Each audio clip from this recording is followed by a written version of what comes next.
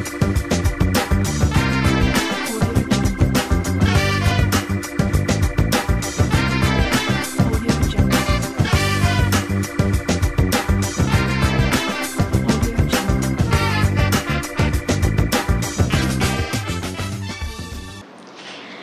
pemirsa, jumpa lagi dengan kami dalam Bincang Pagi KPI TV.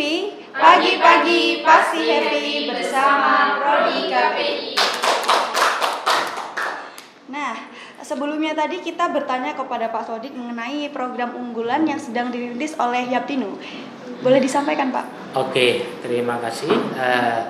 Untuk program unggulan ini, kami harus memulai menjelaskan bahwa core bisnis Yaptinu adalah Unisnu. Maka program-program unggulan yang kami rancang 5 tahun ke depan ini tentu dalam rangka untuk mempercepat menjadikan Unisnu sejajar atau bahkan melebihi universitas Islam swasta di sekitarnya, ya, paling tidak di lingkup Jawa Tengah tadi. Maka program unggulan kami yang pertama memang kami ingin memadukan kompetensi, kemampuan, skill, keterampilan alumni Unisnu, tidak hanya teoritik tetapi juga praktek. Tidak hanya di bidang sesuai dengan prodinya, tetapi juga dilengkapi dengan misi daripada Unisnu sebagai lembaga pendidikan tinggi Islam Ahlussunnah wal Jamaah An-Nahdliyah. Bahasa singkatnya bagaimana alumni Unisnu itu berotak, berketerampilan ala Amerika, ala Korea, ala Jepang yang maju dalam IT-nya dan juga pengetahuannya, tetapi dalam hal keyakinan, dalam hal moral itu ala Timur Tengah, ala Makkah Madinah itu, sehingga kepribadiannya itu tidak split, ya, tidak pecah, kaya tetapi dermawan, kiai tetapi menguasai bidang umum dan IT, profesional menguasai bidang IT tetapi punya moral, punya akidah yang lurus. Maka kemudian kami harus membangun dimulai dari pesantren, ya. Pesantren ini menjadi salah satu unggulan kami, tidak hanya sekedar latah mengikuti perguruan tinggi terutama di bawah Kementerian Agama yang di sana ada boarding atau ada ma'hadnya, tidak hanya sekedar itu, tapi kami betul-betul. Maka nanti pesantren itu di sampingnya itu ada bengkel. Maka nanti kalau kebetulan yang bertempat di situ itu prodi mahasiswa prodi agama, maka dia bisa belajar keterampilan teknik. Kalau kebetulan yang bertempat di situ mungkin ahlinya prodi-prodi teknik keterampilan, maka kemudian pembekalan di bidang agama dan moral itu kemudian menjadi lebih diperhatikan. Jadi melengkapi kekurangan prodi itulah pesantren. Bukan seperti pesantren pada umumnya yang pokoknya mengkaji kitab, tidak itu. Jadi nanti ada bagian-bagian, kalau mahasiswa saintek atau mahasiswa ekonomi maka akan dibekali dengan moral agama yang lebih. Sementara kalau prodi fakultas tarbiyah, mungkin syariah, dakwah yang berbasis agama itu, maka kemudian dilengkapi dengan keterampilan dan itu selaras dengan MBKM. Kemudian yang kedua memang unggulan kami ingin mengembangkan Unisnu ini. Alhamdulillah Yaptinu sudah diberi amanah, diberi hibah oleh pemerintah Kabupaten Jepara. Terima kasih Pemkab. Tanah seluas hampir 2 hektar di dekat Stadion Gelora Bumi Kartini. Maka ini menjadi prioritas kami juga bersama dengan gedung dakwah yang kami kasih judul PKM itu. Lantai bawah itu nanti untuk pusat kegiatan mahasiswa, lantai atasnya itu 5 lantai nanti itu yang bagian atas untuk gedung fakultas dakwah. Maka termasuk laboratorium atau ya studio ini mungkin nanti dirancang sebaik-baiknya bagaimana menempati ruang yang baru itu. Sejalan dengan itu Kamus 2 juga kami sudah rencanakan 1-2 tahun ke depan itu harus jadi. Itu menjadi ikon. Sudah kami beri label, kalau malam sudah nyala kampus 2 Unisnu Jepara, maka itu sebagai penyemangat kami untuk mewujudkan betul. Menurut rancangan pondasi yang dibangun itu berlantai 5. Karena pada waktu itu batas maksimal dari pemerintah Kabupaten Jepara mengizinkan itu. Kemudian yang ketiga, program unggulan kami adalah untuk menopang tadi bisnis. Kami sedang merancang, ini mudah-mudahan juga bersamaan dengan penyelesaian pesantren, kemudian merubah wajah Unisnu. Nah, ini sekalian saya promosikan ini. Unisnu nanti wajahnya tidak lewat belakang situ, tetapi lewat utara. Kami akan bangun pintu gerbang itu dari utara sana. Kami sudah bebaskan lahan sampai jalan raya mana itu ya, Kecapi itu ya, yang aspal itu, dan nanti pintu gerbang Gapuro ada di sana. Kami ingin Gapuro nanti kalau memang tidak ada rancangan yang bagus, disayembarakan kepada para mahasiswa untuk merancang menjadi ikon. Ada Nahdlatul Ulamanya, tapi ada Jeparanya, ada teknologi yang canggih. Kira-kira Gapuronya seperti apa ya? Itu nanti dari utara sana. Bersamaan dengan itu kami ingin minimal punya Unisnumat. Nah, Unisnumat ini kami targetkan punya 5 titik. Ini sedang dirancang oleh ketua bidang usaha dan saya tekan terus bagaimana punya Unisnumat.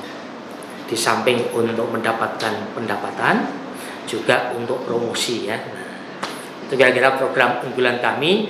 Kira-kira pada periode kami ini sampai 2026, tapi kami ingin percepat jangan sampai 2026, paling akhir 2024. Jadi punya waktu 3 tahun untuk menyelesaikan itu. Alhamdulillah para mitra kami pihak perbankan sudah menawarkan. Kalau dulu mau hutang itu luar biasa sulitnya, tidak dipercaya. Sekarang malah yang mau menghutangkan itu yang datang. Ini Unisnu sudah menjadi gadis cantik yang dilirik oleh para remaja. Kira-kira begitu. Nah, kemudian Pak, gimana langkah-langkah yang dilakukan oleh Yaptinu untuk mewujudkan atau menjalankan program unggulan tersebut? Oke, langkah-langkah kami yang pertama tentu kami harus melakukan penyamaan persepsi dan sosialisasi ya. Jadi ini bukan ambisi saya sebagai ketua umum, tetapi bagaimana ini menjadi ambisi lembaga. Maka langkah kami yang pertama adalah memberikan ya kan, pemahaman, mensosialisasikan pemahaman kepada seluruh warga besar Yaptinu, terutama pimpinan. Harus ada kesamaan visi, kesamaan persepsi tentang arah yang mau kita tuju. Maka pimpinan universitas, pimpinan unit-unit usaha, klinik, kemudian juga bidang usaha, pesantren, semuanya ini kami berikan sosialisasi pemahaman visi misi. Harapan kami secara internal, stakeholder internal itu sudah punya visi yang sama, punya semangat yang sama. Baru setelah itu kami membangun komunikasi, koordinasi dengan stakeholder eksternal, terutama tentu satu dengan pemerintah ya, baik pemerintah Kabupaten Jepara, pemerintah provinsi maupun pemerintah pusat. Kami melakukan komunikasi, koordinasi, menyampaikan berbagai proposal kegiatan kami baik pada bidang fisik maupun bidang non fisik. Kemudian juga koordinasi, bermitra, membangun jejaring dengan pihak swasta. Pihak swasta itu bisa kelembagaan, terutama yang mungkin bisa membantu pembiayaan kegiatan-kegiatan yang kami rancang. Dan juga yang kedua, swasta dalam arti personal, melakukan pendekatan ataupun menjalin komunikasi dengan para agnia, para dermawan. Tentu tidak lupa kami juga membangun komunikasi dengan organisasi NU dengan segala lembaga dan badan otonom yang ada di dalamnya, baik pada tingkat cabang, tingkat wilayah maupun tingkat pusat, terutama dengan LPTNU dan NU baik pada tingkat cabang, provinsi maupun pusat. Dengan demikian nanti ini menjadi misi bersama, menjadi ya cita-cita bersama, karena ini menanggung beban Nahdlatul Ulama. Jadi harus ditunjukkan kepercayaan masyarakat kepada lembaga pendidikan tinggi Nahdlatul Ulama yang selama ini dianggap ya mungkin tradisional ataupun ya pesantren yang tidak teratur organisasinya. Kami ingin kesan tradisional itu kemudian semakin hari semakin berkurang atau hilang. Gitu. Kemudian dalam mengelola dan juga mengembangkan Unisnu Jepara itu menemui penghambat atau enggak, Pak? Ya, saya kira setiap langkah, apalagi misi yang cukup besar, itu mendapatkan hambatan-hambatan, saya kira ada, dan tentu kita tidak kemudian itu diposisikan, dipersepsikan, dipahami sebagai hambatan. Dibalik, ya kan, kita jangan terbiasa kekurangan, kelemahan itu dijadikan sebagai hambatan, tetapi dibalik bahwa kekurangan itu sebagai sebuah kekuatan. Maka kemudian persoalan ataupun hambatan itu harus diselesaikan, tetapi jangan kemudian menjadi pusat perhatian. Karena kalau itu menjadi pusat perhatian akan mengurangi energi atau bahkan menghilangkan energi kelebihan itu tadi, tersedot ke kendala. Jadi ada kendala internal, ya namanya juga sekelompok orang, organisasi, tentu tidak semuanya puas, ya kan? Juga tidak semuanya mungkin tidak puas, ya kan? Pasti ada yang senang, ada yang kurang senang. Ketika misalnya kami ingin melakukan efisiensi, wah tentu ini kan, wah mestinya kan ini bisa dibiayai ya kan. Tapi kemudian kita lakukan efisiensi, tidak perlu ini, pasti ada yang wah ini, padahal ada yang lebih penting ya kan. Kalau kita nabung, mengurangi uang jajan itu untuk membangun masa depan. Itu internal. Saya kira eksternal, saya kira tidak kendalanya tidak terlalu berarti ya. Paling-paling mungkin ya menjadi semacam tantangan bagi kita bagaimana kita terus melakukan fastabiqul khairat ya. Jadi ada kendala tetapi tidak menjadi kemudian menjadikan kami berhenti atau kemudian menoleh. Kita tetap lurus ke depan ya. Kalau ada gigitan nyamuk, nah itu adalah bagian dari variasi kehidupan. Jadi penghambat yang ada itu tidak menurunkan semangat ya, Iya, Pak? Betul ya. Jadi kemudian juga pesan dari Pak Sodik tadi bahwa kekurangan itu harusnya kita jadikan sebagai kekuatan diri kita, gitu ya, Pak. Nah, kemudian bagaimana sih Pak strategi dalam mengembangkan Unisnu Jepara? Pemirsa yang ingin mengetahui strategi dalam membangun Unisnu Jepara, kalian jangan kemana-mana ya. Kita akan mendengarkan jawaban dari Pak Sodik pada segmen berikutnya.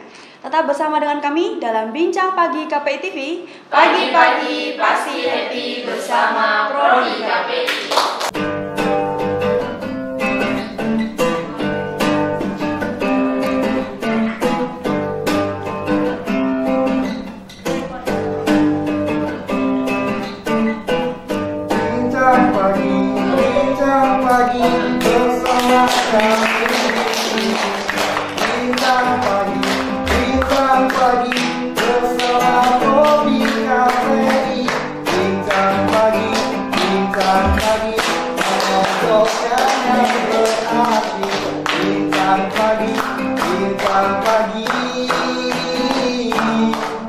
Sambil minum kopi. Ya pemirsa, kembali lagi dengan kami dalam Bincang Pagi KPI TV. Pagi-pagi pasti happy bersama Prodi KPI. Baik pemirsa, menindaklanjuti pertanyaan sebelumnya ya Pak. Bagaimana strategi dalam mengembangkan Unisnu Jepara? Oke, bagaimana strategi mengembangkan Unisnu Jepara? Seperti yang tadi saya sampaikan, Unisnu ini lembaga pendidikan tinggi yang diatur atau harus mengikuti peraturan atau regulasi yang ada.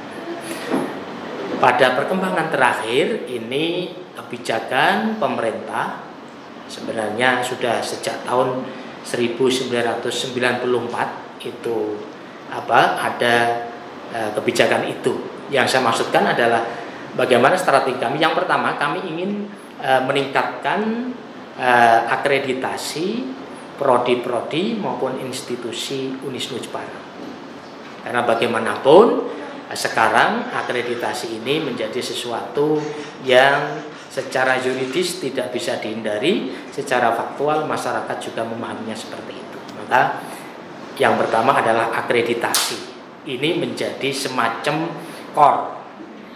Apapun usaha yang kita lakukan itu dalam rangka untuk akreditasi. Nah, akreditasi ini tentu tidak kami pahami hanya sekedar skor, nilai, sertifikat, tetapi betul-betul substansi yang kita raih.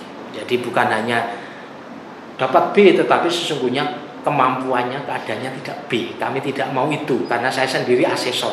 Jadi saya tahu bagaimana itu dapat B, sesungguhnya mungkin belum mencapai standar B itu, tetapi itu kami tidak inginkan. Betul-betul. Maka setelah itu langkah yang berikutnya adalah melengkapi berbagai sarana dan prasarana untuk bisa sampai ke akreditasi yang substansial tadi itu. Maka di sini ada pemenuhan dua hal. Yang pertama adalah SDM dosen, kemudian yang kedua adalah sarana prasarana.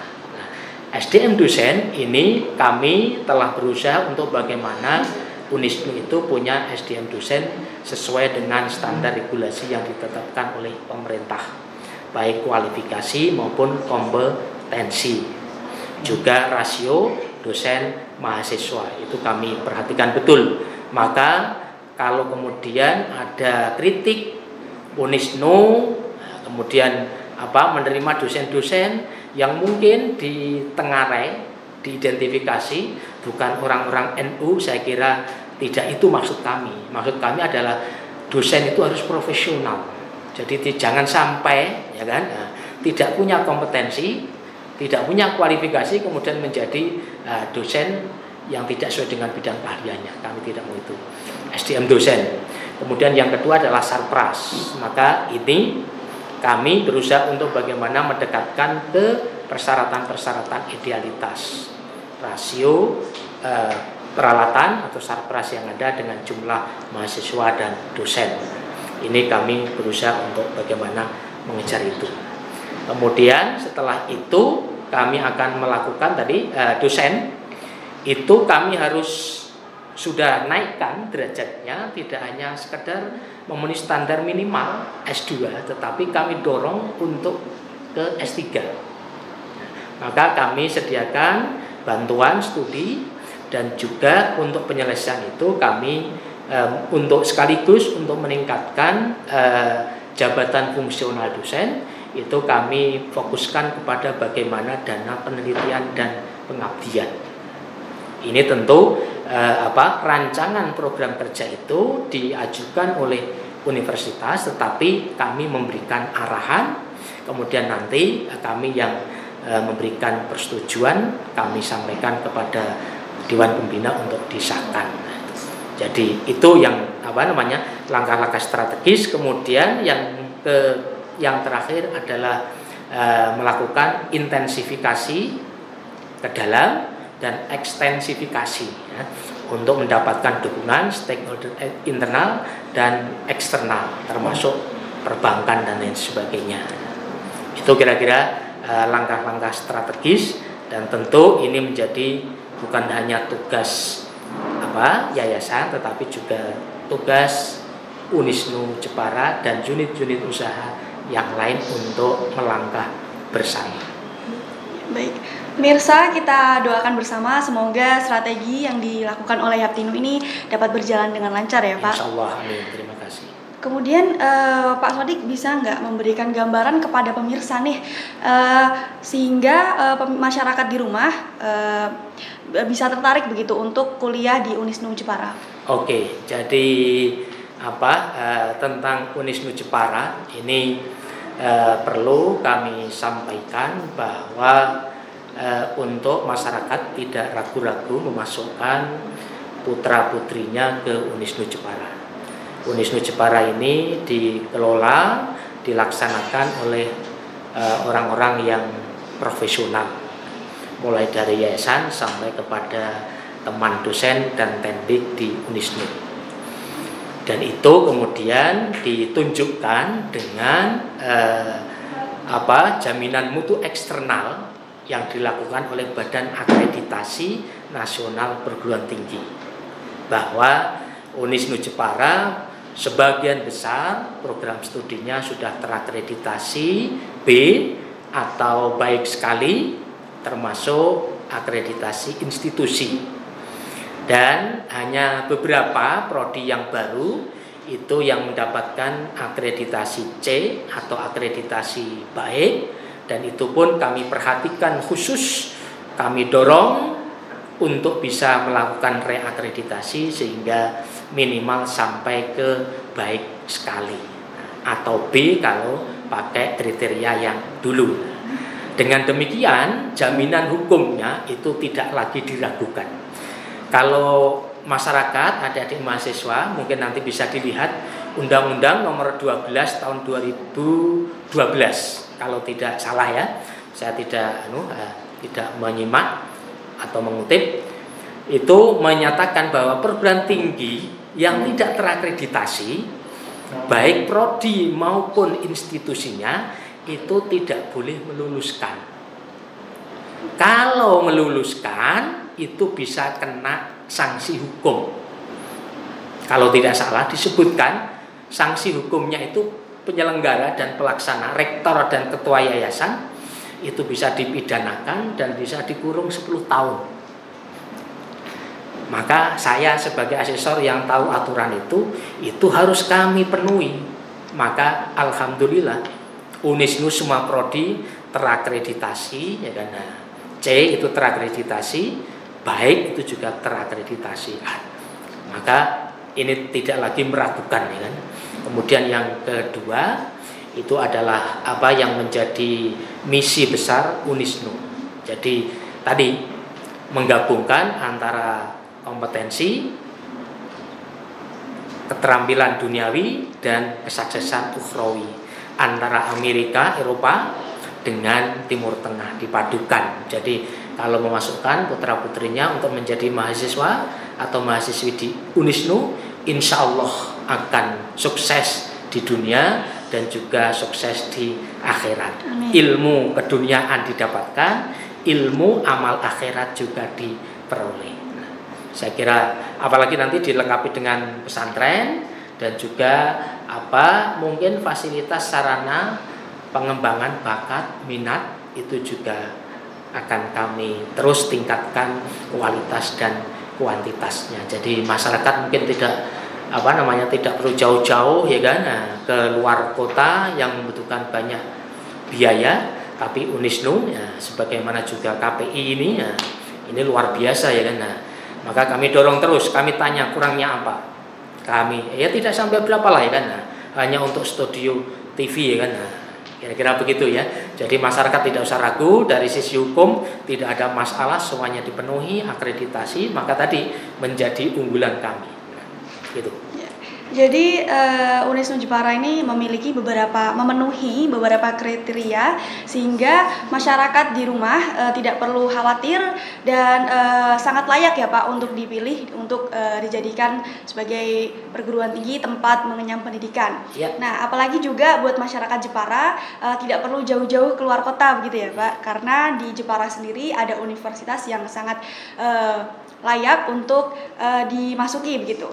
Nah, kemudian Pak, bisa nggak Bapak Sodik untuk memberikan harapan ataupun masukan kepada generasi muda ataupun juga mahasiswa Unisnu Jepara? Oke, sebelum itu saya tambahkan, ini saya ingin mempromosikan adik-adik mahasiswa ya. Selain tadi dari sisi hukum terpenuhi akreditasi oke, dosen profesional dilengkapi dengan sarpras, bahkan juga sedang dibangun pesantren. Satu hal lagi yang juga patut kami banggakan adalah prestasi yang diraih oleh adik-adik mahasiswa, ya, baik pada tingkat nasional, bahkan beberapa kali juga bisa meraih prestasi pada tingkat internasional ya. Ini nanti kami harapkan dari prodi KPI juga mungkin memproduk apa yang sudah dengan KPI yang kemudian juga bisa dilombakan ya. Termasuk juga menggali lebih dalam keunggulan Jepara ya. Jadi kalau non sewu ya kan, tanpa bermaksud untuk sombong atau mengecilkan yang lain.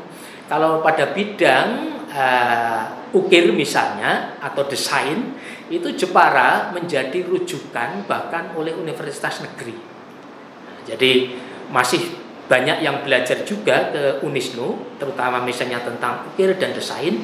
Itu misalnya ada dari ITB, kan? Ada dari ya beberapa universitas di Jakarta. Nah, kami ingin KPI ini juga nanti bisa menggarap bagaimana potensi lokal ini diungkap yang kemudian nanti bisa menjadi inspirasi bagi perguruan tinggi atau bagi adik-adik mahasiswa yang lain ya. Jadi patut dibanggakan prestasi dari adik-adik mahasiswa Unisnu Jepara. Ini juga menjadi pertimbangan yang tidak kalah pentingnya ya.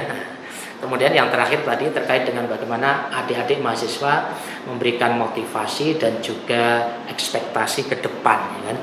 Kami ingin adik-adik mahasiswa ini seperti tadi pengalaman saya pribadi dan menurut saya walaupun ini studi kasus baru saya ya, mungkin kalau kita membaca buku-buku sejarah orang-orang yang sukses itu, saya kira tidak ada kesuksesan tanpa perjuangan jerih payah. Tidak ada, kamus itu tetap berlaku pada era canggih teknologi ini.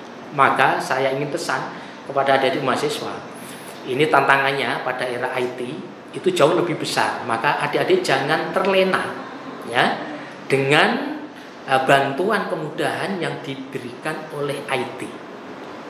Tapi justru jadikan kemudahan-kemudahan itu untuk meraih prestasi yang lebih tinggi dibanding orang-orang terdahulu. Ya, jadi kalau orang terdahulu itu pinter itu menghafal, paham betul, pakai rumus-rumus yang dibuatnya sendiri. Ya kan, menghafalkan 99 kali 78 berapa? Dengan hanya berhenti sejenak dia langsung menghitung. Kalau anak-anak sekarang tidak, tunjuk kalkulator ya kan. Ditanya nggak bisa. Nah itu jangan itu. Bagaimana kemudian bisa meraih prestasi, menciptakan hal-hal yang lebih canggih, yang lebih baru dengan alat bantu yang ada. Maka ini yang saya lihat adik-adik ataupun remaja sekarang itu kemudian terlena ya kan, nah, mencukupkan itu. Atau yang kedua terlena itu dalam rangka hanya untuk meraih kemenangan sesaat. Ya, misalnya kemenangan sesaat maksud saya apalagi ada unsur curangnya ya. Seperti yang kemenangan sesaat itu maksud saya begini. Ya misalnya kemudian menghasilkan produk-produk itu jangan hanya untuk mendapatkan uang, tetapi bagaimana ada nilai yang lebih tinggi ya. Itu. Jadi kalau uang sudah jelas, tapi bagaimana bisa mendapatkan nilai yang lebih tinggi ya, itu ya. Nah, ini yang penting. Jadi jangan terlena. Kemudian yang kedua tentu imbangi kemajuan teknologi ini dengan menata moral. Ini penting karena nampaknya dengan kemajuan teknologi itu moral akan semakin terlindas ya. Apalagi ya mungkin suasana yang lain juga mendukung untuk itu. Seringkali yang benar kemudian bisa salah. Yang salah di-upload di blow up ya, kalau di-upload. Di blow up akhirnya yang salah bisa menjadi benar. Jadi kebohongan yang diulang-ulang akhirnya menjadi kebenaran. Itulah yang kemudian disebut post truth ya. Nah, ini jangan sampai ya. Jadi tetap jaga moralitas, jaga semangat, istiqomah, jangan terlena. Tidak ada keberhasilan tanpa perjuangan. Adik-adik hari ini belajar itu adalah untuk meraih masa depan. Hari ini puasa, nanti sore jam 6 kita akan berbuka. Hari ini berlapar-lapar tapi akan meraih kesenangan. Kira-kira begitu. Ya pemirsa, yang digarisbawahi dari harapan dan juga masukan dari Pak Sodik adalah dalam masa teknologi ini ya Pak, iya, betul. Kita harus tetap menjaga moral gitu Pak. Kemudian juga jangan terlalu terlena. Dan juga tadi kata-kata yang terus diulang-ulang oleh Pak Sodik adalah kita tidak ada keberhasilan tanpa perjuangan gitu ya Pak. Nah, semoga pemirsa generasi muda di rumah dapat termotivasi dengan masukan dan juga harapan dari Pak Sodik. Terima kasih Pak Sodik sudah sama-sama, terima kasih, mudah-mudahan bermanfaat dan terima kasih atas dukungannya semuanya. Ya, terima kasih Pak. Assalamualaikum warahmatullahi wabarakatuh. Karena sudah ada di ujung waktu dan Pak Sodik juga sudah menyampaikan beberapa hal kepada pemirsa, sepertinya karena waktu kita juga sudah habis, jadi pemirsa kita akan berjumpa di segmen-segmen berikutnya. Tetap bersama dengan kami dalam Bincang Pagi KPI TV. Pagi-pagi pasti happy bersama Prodi KPI. Saya Isnelki pamit undur diri. Wassalamualaikum warahmatullahi wabarakatuh. Waalaikumsalam warahmatullahi wabarakatuh.